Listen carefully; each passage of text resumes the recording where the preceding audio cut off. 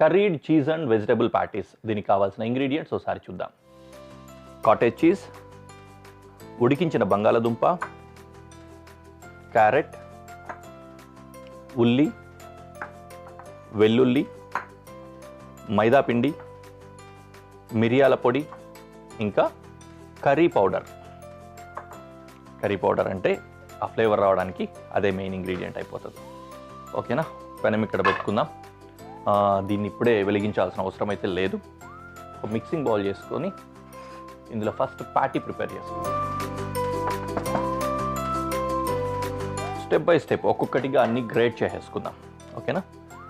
So ఇందులో cheese అన్నాం కాబట్టి కాటేజ్ చీజ్ తీసుకున్నాము. పన్నీరు, టోఫు కావాలంటే టోఫు వాడచ్చు, లేకపోతే ఇదైనా పెట్టుకోవచ్చు, లేకపోతే దీన్ని కంప్లీట్గా అవాయిడ్ చేసి ఓన్లీ వెజిటబుల్స్తో కూడా రెడీ చేసుకోవచ్చు. ఓకేనా? పన్నీర్ గ్రేట్ చేసుకుంటున్నా.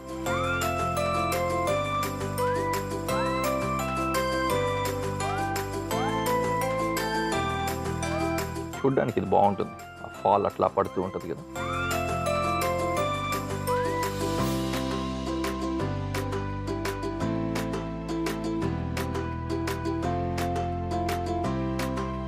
Just like that.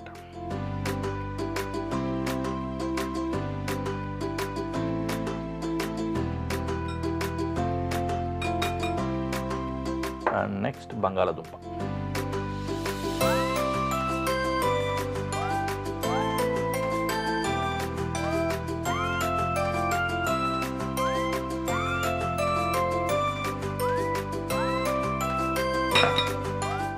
Carrot.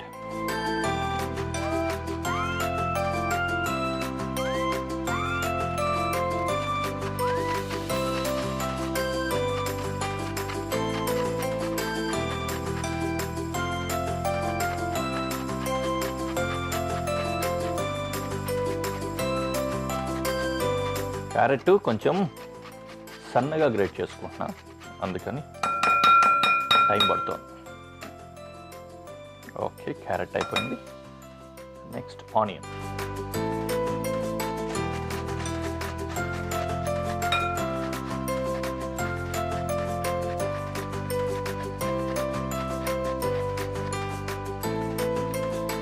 Simple technique కదా. ఇంట్లో మన వాళ్ళు వడలు వగేరాలు తయారు చేసేటప్పుడు కూడా ఉల్లిపాయ తీసుకొని సన్నగా తరుక్కోవడానికి చాలా కష్టపడుతూ ఉంటారు. ఇలా గ్రేట్ చేసేస్తే ఈజీగా అయిపోతుంది.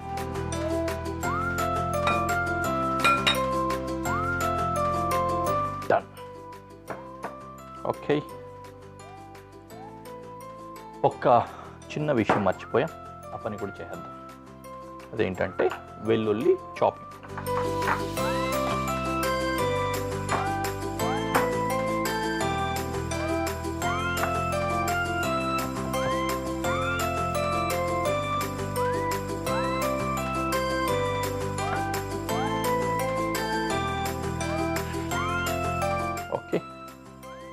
చాప్డ్ గార్లిక్ ఇందులో వేసేసుకున్నాం. ఇటు పొయ్యి వెలిగించుకుంటా పెనం వేడవుతూ ఉంటుంది.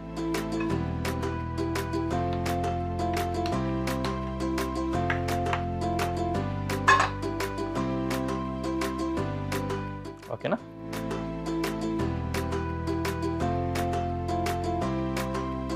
ఓకే, దీంట్లోకి బైండింగ్ రావడం కోసం కొద్దిగా మైదా పిండి వేస్తున్నాను. ఫ్లేవర్ కోసం మిరియాల పొడి, అలాగే కర్రీ ఫ్లేవర్ కోసం కర్రీ పౌడర్, కాస్త ఉప్పు. డన్. అన్నీ వేసి కలుపుకోవాలి.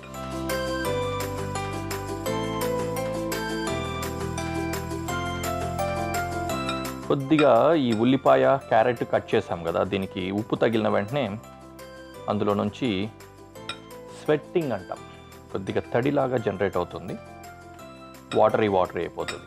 అప్పుడు మనం వేసిన మైదా పిండి దాన్ని అబ్జర్వ్ చేసుకొని బైండింగ్ ఇచ్చేస్తుంది, సరిపోతుంది.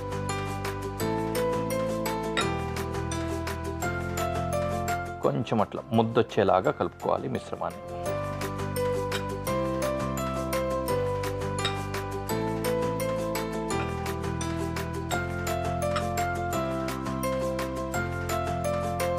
సూపర్ కదా. ప్రపంచంలో చాలా దేశాలు ఉన్నాయి ఈ కర్రీ ఫ్లేవర్ని ఇష్టంగా తినే దేశాలు. దీన్ని ఒక ఫ్లేవర్ కింద పెట్టుకుంటారు. ఇప్పుడు ఫర్ ఎగ్జాంపుల్ సెజ్వాన్ సాస్ అంటాం, అది ఓరియంటల్ స్టైల్లో ఒక సాస్. ఆ సాస్ని యూజ్ చేసి చాలా దేశాల్లో చాలా వంటలు తయారు చేసుకుంటూ ఉంటారు. అదేవిధంగానే మన ఈ కర్రీ ఫ్లేవర్ని యూజ్ చేసి, ఈ కర్రీ పౌడర్ని యూజ్ చేసి చాలా దేశాల్లో చాలా డిషెస్ తయారు చేసుకుంటారు. రీసెంట్గా నేను ఒక ప్రదేశం గురించి చూసినప్పుడు, ఆఫ్రికాలో ఒక కంట్రీ ఉంది, వాళ్ళు కర్రీడ్ గోట్ అని ఒక డిష్ తయారు చేసుకుంటారు. వాళ్ళకి స్టేపుల్ అది curried goat. Curry powder use చేసి, అది మాత్రమే ఉంటుంది, అట్లా ఏముండవు. ధనియాల పొడి తెలుసు కదా మనకి, ధనియాల పొడి, కారము, పసుపు, ఎక్కువ మోతాదులో పసుపు వేస్తారు ముద్దగా చేసుకొని. ఇవన్నీ వేసేసి చక్కగా గోట్ అంటే తెలుసు కదా, మేక మాంసం వేసి ఉడికించేస్తారు అంతే, సింప్లీ. అది బాగా ఫేమస్ వాళ్ళ డిష్. అలాగా కర్రీ బాగా ఫేమస్ అనమాట. మనం అవన్నీ చెప్పుకొని వెజ్ తిన్నాం ఇవాళ. వెజిటేరియన్ వాళ్ళకి ఈరోజు పండగ. ఓకే, లైక్ దిస్, ఈ స్టైల్లో పార్టీస్ రెడీ చేసుకోవాలి. పెనం బాగా వేడెక్కుతోంది, దీంట్లో కొద్దిగా ఆయిల్ కూడా వేసి ఉంచుతాం.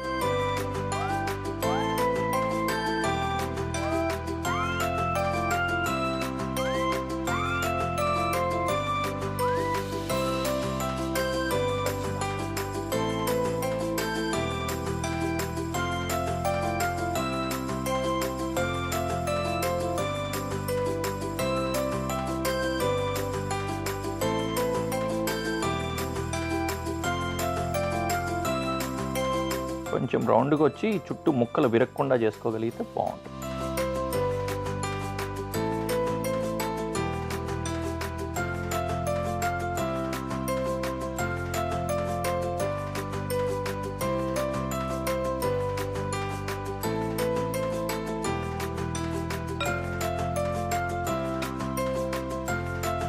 ఇప్పుడు డైలీ సీరియల్ స్టార్ట్ అవుతుంది మనకి.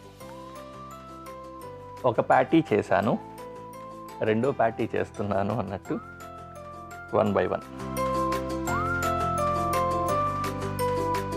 ప్రతి దానికి ఒక స్కిల్ ఉంటుంది తెలుసా మనకు.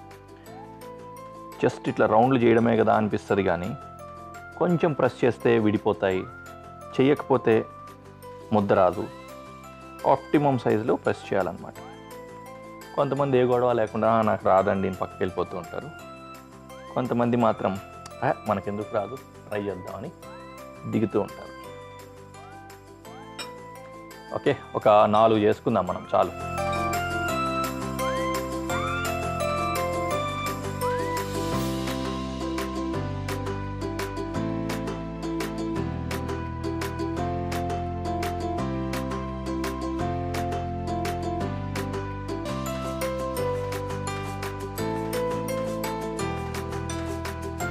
అలా చక్కగా పార్టీస్ రెడీ అయిపోయాయి.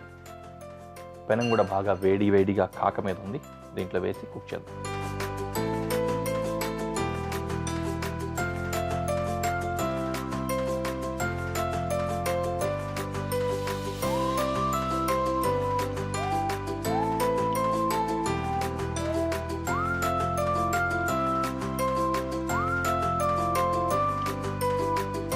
రైట్, కొంచెం మీడియం ఫ్లేమ్లో స్లోగా అలా కుక్ చేసుకుంటే ఒకవైపు, రెండో వైపు కూడా ట్విస్ట్ చేసుకొని ఇంకొంచెం స్లోగా ఒకసారి కుక్ చేసుకుంటే సరిపోతుంది.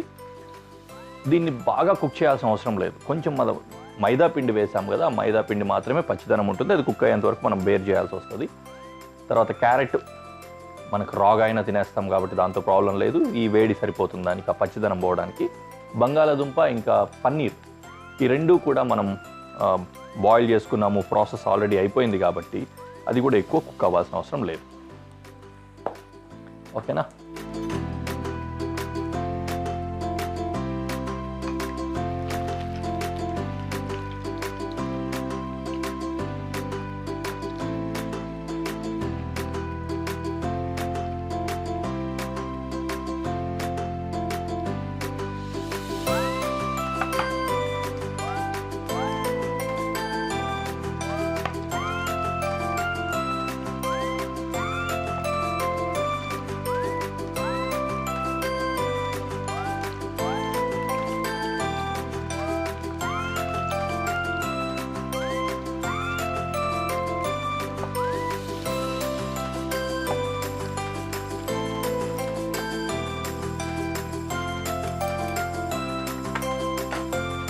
రెండో వైపు కూడా కుక్ అయిపోతుంది.